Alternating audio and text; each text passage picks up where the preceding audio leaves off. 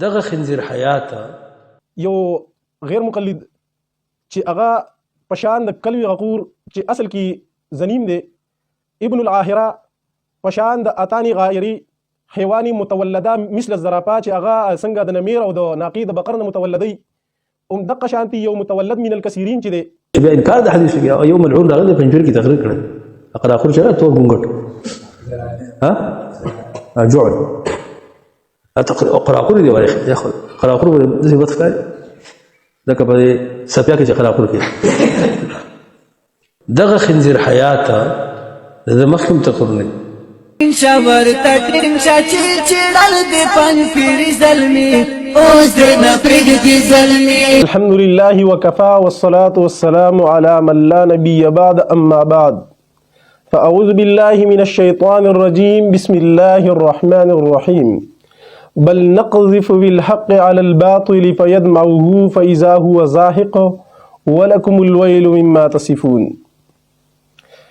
وإذا بليت بظالم كن ظالما وإذا لقيت ذوي الجهالة فاجهلي وإذا الجبان نحاك يوم كريهة خوفا عليك من ازدحام الجحفل فاعص مقالته ولا تحفل بها واقدم إذا حق اللقاء في الأول. عزت مندو یو غیر مقلد چې هغه پشان د کلوی غقور چې اصل کې زنیم دی،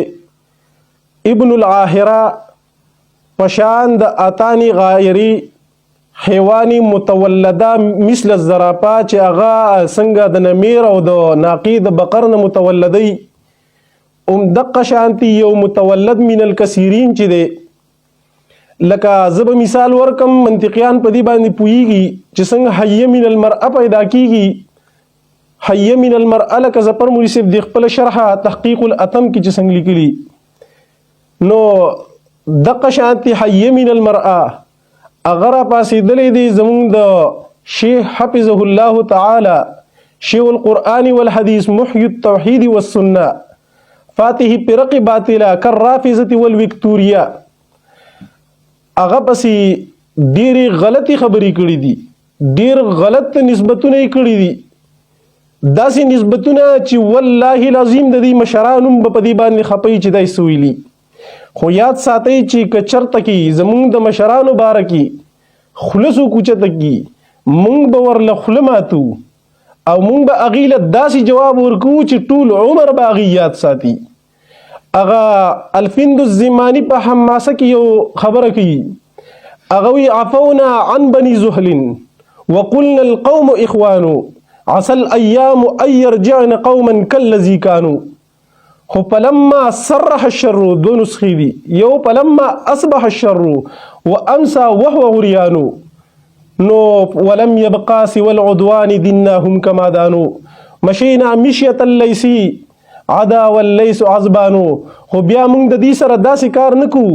موږ داسې کوو بضرب فيه تفجيع وتخزيع واقران، داسې کوو سره موږ. نو که چرته کې د خپلو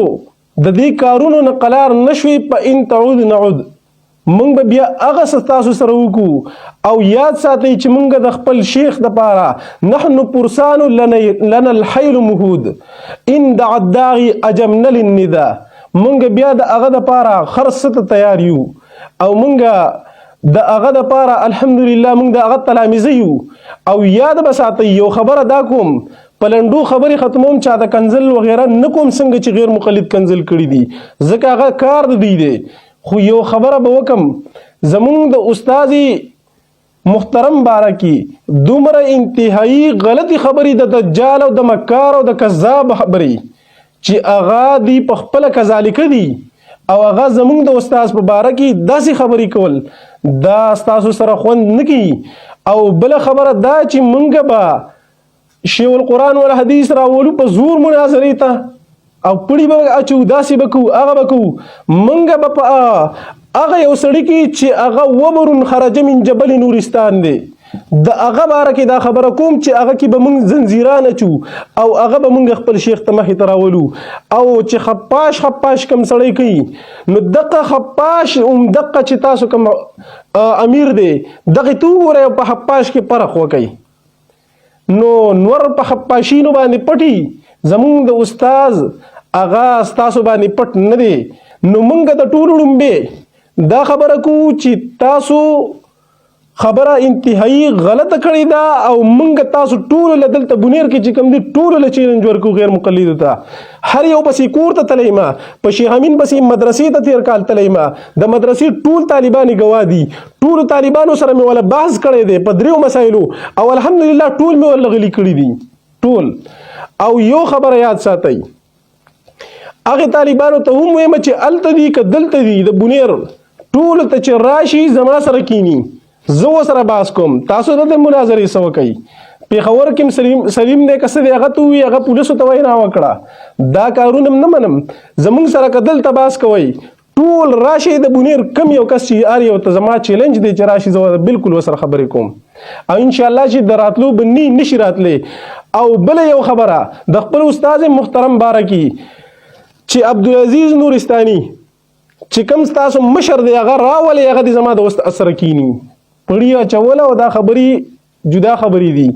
او ان شاء الله مونږ پتم یو چې کلم راځي ان شاء الله پتم باندې یو او د دین علاوه ک چرته کې د بنیر کې مسګداسي نه لکه دلته کې چې کوم خبره کوي تاسو او د مرکزی ابتداګانی اسی کوي نو داسي وګي چې د بار نه سکراولې خو د دې زیاده دی وای چې مونږ پس نه پويګو